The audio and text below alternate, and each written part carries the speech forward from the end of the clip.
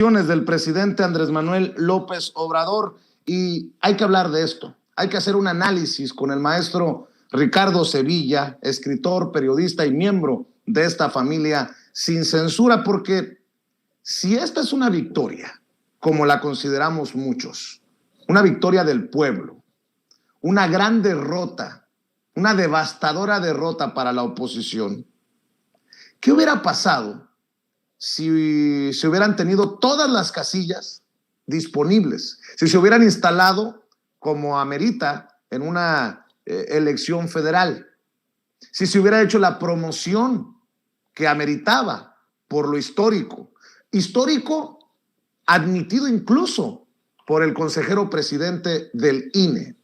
¿Qué hubiera pasado? Porque eso es lo que tiene que venir a futuro. Esto fue el primer intento. Lo que viene. Mi querido Ricardo Sevilla, te saludo con mucho gusto. ¿Cómo estás?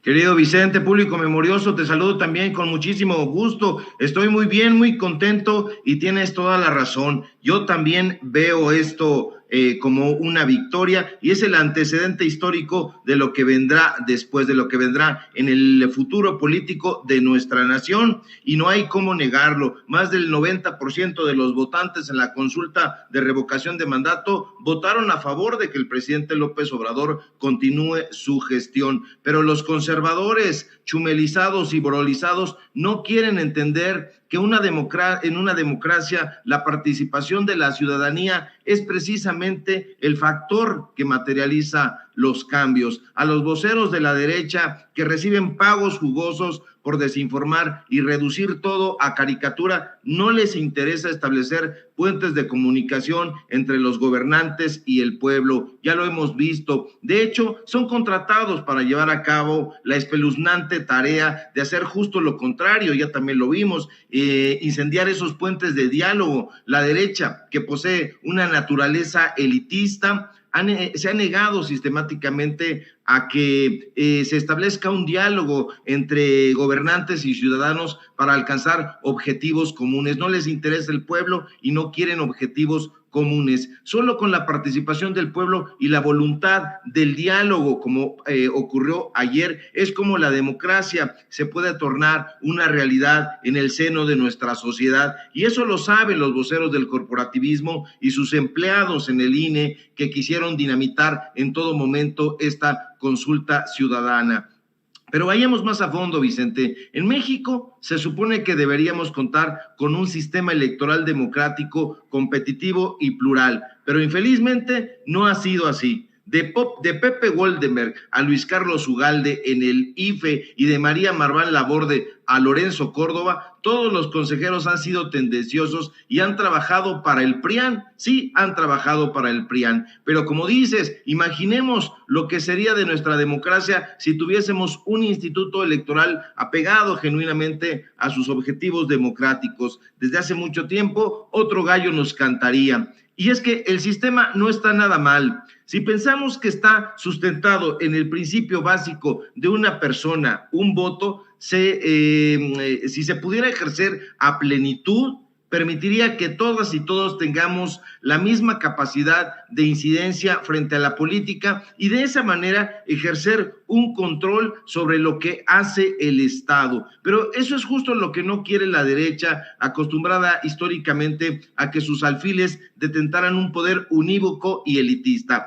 Calderón, Fox, Zedillo, Peña Nieto, y estos personajes todavía están ahí pataleando, no quieren perder los privilegios que onanistamente se atribuyeron. En México, el PRIAN, de la mano de la élite, Vicente, se ha repartido el pastel en enormes y jugosas rebanadas, pero no olvidemos, público memorioso, que el concepto de élite tiene claras connotaciones de distanciamiento con el pueblo. La élite se ha caracterizado por esgrimir y defender gustos y preferencias que no son del pueblo, que no son de la masa, y de ahí que lleve implícita una dicotomía entre esa sofisticada minoría, pedorra le han dicho algunos, que privilegia la formación incluso educativa en el extranjero y las universidades privadas y la gran masa que se forma en nuestro país y que recibe instrucción en las escuelas y universidades públicas.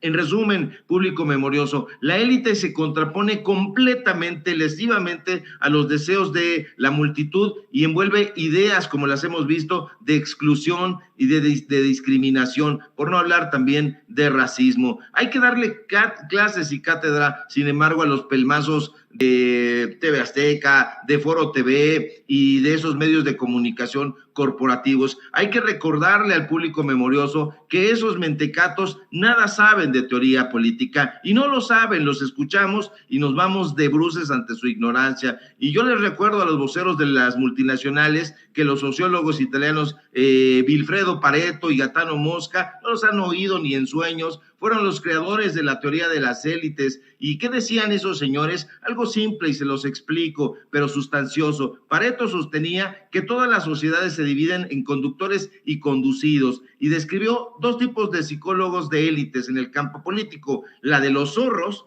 que prevalecen por las maquinaciones y la astucia, y la de los leones, que se imponen por la fuerza. Mosca, por su parte, afirmaba que en todas las sociedades, empezando por las más mediocremente desarrolladas y que han llegado apenas a los comienzos de la civilización, hasta las más cultas y fuertes, existen dos clases de personas: una clase que gobierna y otra que es gobernada, y concluye que las élites políticas se dividen en razón de ideologías que invocan factores de legitimación, como lo hemos visto. Se pueden distinguir dos: la aristocrático-autocrática y la supuesta democrática liberal. Pero eso, en la realidad, en México, lo han tratado de impulsar personajes que ya no tienen voz y que ya no tienen seguidores. Ya ahora Enrique Krause, Héctor Aguilar Camín, que trataban de infundir estas ideas, ya nadie les hace caso. Hay que recordar que Wright Mills, el sociólogo estadounidense, al referirse en las élites del poder, diferenció tres sectores en las que ellas ocupan posiciones claves: la economía, el ejército y la política. Ahí habría que agregar a los intelectuales, y digámoslos con todas sus letras, la consulta de revocación de mandato ha sido todo un éxito, aunque esos intelectuales, aunque esos personajes chumelizados ya y borolizados digan lo contrario. Sacó Vicente a más de 16 millones de mexicanos y mexicanas a participar en un ejercicio prístino e inédito en nuestro país, y por otra parte hizo lo que ya vimos: exasperar a la élite, que pese a los millones que dilapidó en redes sociales y en pagarle a pasguatos que intentaron desestimar la consulta, no pudieron pasar por encima de la voluntad popular. Y es que lo que la gente ha expresado es claro, es nítido, es contundente: que López Obrador se quede, que no ha perdido la confianza en la gente, es decir, les ha propinado lo que veníamos diciendo desde hace semanas, desde hace meses atrás, una tunda proverbial. Imaginen, público memorioso, qué democracia nos espera cuando democraticemos realmente al INE.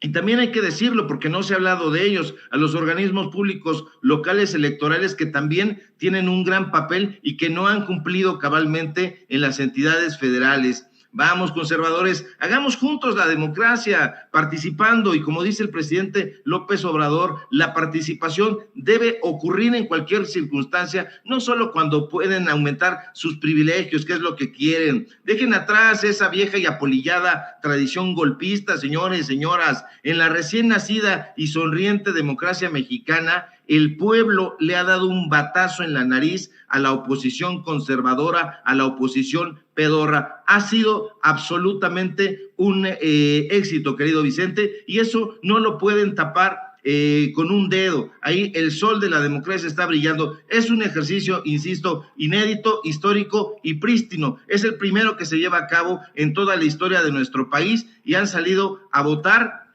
a favor 15 millones y en general más de 17 millones de personas. Entonces, ¿dónde está el fracaso? Por favor, no existe en ningún lado. Así es, y me llama mucho la atención, mi querido Ricardo Sevilla, que de inmediato hayan buscado contrarrestar los resultados con sus narrativas pues muy endebles, muy débiles.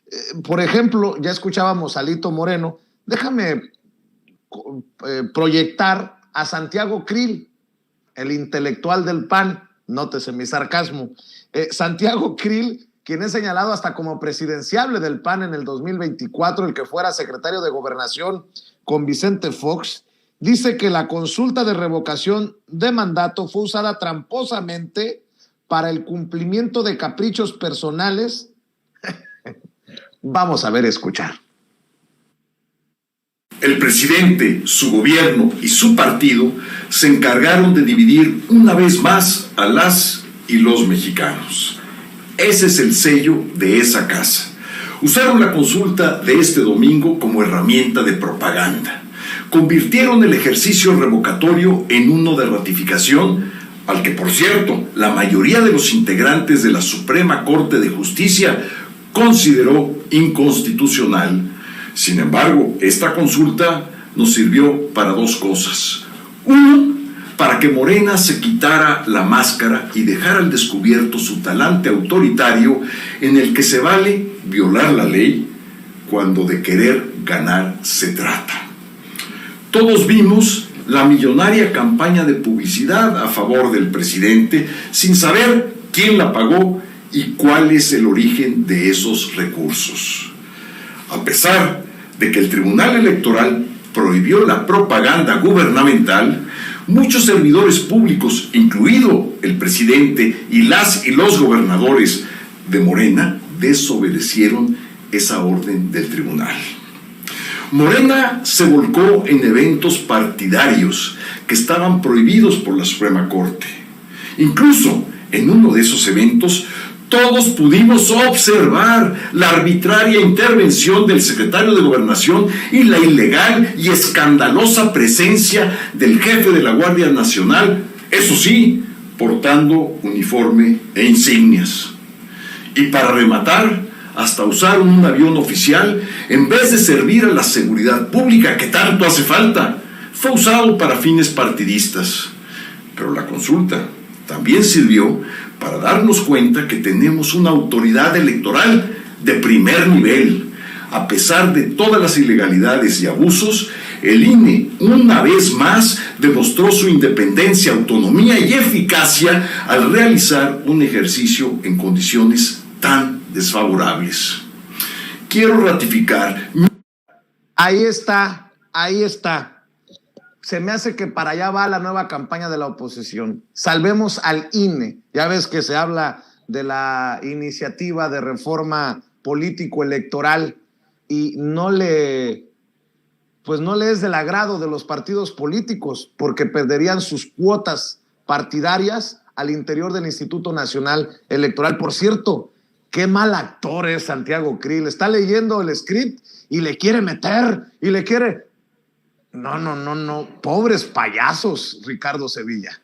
Sí, le echan de su ronco pecho, querido Vicente, y le sale todo mal como a Enrique Peña Nieto. Se sale en un momento de libreto y tropiezan. Pero este personaje no es el mismo exsecretario de Gobernación que dio cualquier cantidad de permisos a los casinos. Este personaje no es el extesorero de la revista Vuelta, el amigo de Enrique Krause, de Héctor Aguilar Camín, y que manejaba los dineros en esa revista que era propiedad de Octavio Paz y luego del ingeniero en fraudes y fake news, Enrique Krause Claymore. Hay que recordar perfectamente quién es este sujeto y, como tú dices, es un payaso, pero además es un payaso anquilosado, es un personaje que ya no logra concertar dos enunciados coherentes y le tienen que escribir ahí estos pequeños libretos y se ve cómo mueve los ojos para allá y para acá, pero no atina, no tiene datos duros. Ahora, ¿quieren saber quién pagó? Ya se les dijo, ¿quién pagó esa publicidad a favor de la revocación de mandato? ¿Lo quieren saber? Pues investiguen, no sean huevones. Pongan ahí a Loretito, pongan ahí a su equipo de investigaciones especiales a que busquen, a que hagan esas pesquisas y que se enteren, pero no lo van a hacer porque no tienen periodistas y en segunda no tienen capacidad para poder responder a esos datos duros. Hay que celebrar que más de 17 millones de mexicanas y mexicanos han salido a participar en la consulta de revocación de mandato, no como dice Santiago Krill, a pesar de los bretes que enfrentó el INE, no, al contrario, a pesar de los bretes que puso el propio INE, a pesar de que el INE instaló una tercera parte de las casillas, y hay que celebrar y hay que aplaudir que más de 15 millones de mexicanos y mexicanas votaron a favor de que López Obrador continúe su mandato hasta septiembre de 2024. Y esos son los datos duros, aunque les punce el alma y el corazón, querido Vicente. Dilo, aunque les punce el alma y el corazón. Está buena esa, la voy a usar, mi querido Ricardo Sevilla. Maestro, ¿por qué no cerramos invitando a la gente? Porque sé que el análisis, los datos duros, el fuerte mensaje continuará durante el día y durante los próximos días desde tus trincheras, porque también estarás al pendiente de la discusión y el voto de la reforma eléctrica en la Cámara de Diputados. Te veo muy activo en Twitter. Querido Ricardo, ¿por qué no invitamos a la gente a que te respalde? Claro que sí, querido Vicente, público memorioso, estaremos al tanto y hablando fuerte y con datos duros. Síganme, por favor, en Twitter, en @SevillaCrítico, en Facebook, Ricardo Sevilla, así nada más. Síganos en nuestro canal de YouTube, Los Datos Duros MX. Ahí tenemos informativo de lunes a viernes en punto de las 6 de la tarde y programa de sátira política, Tiempos de Canallas, en punto de las 8 de la noche. Y nos encontramos aquí en Sin Censura al filo de las 11 de la mañana. Y si todo marcha bien, nos vemos en un ratito ahí en estos espacios. Un fuerte abrazo, querido Vicente, a ti, al público memorioso y a la gente en producción. Muchas gracias. Gracias, Ricardo Sevilla, dejando como siempre la víbora chillando aquí en Sin Censura, el maestro Ricardo Sevilla. Oiga,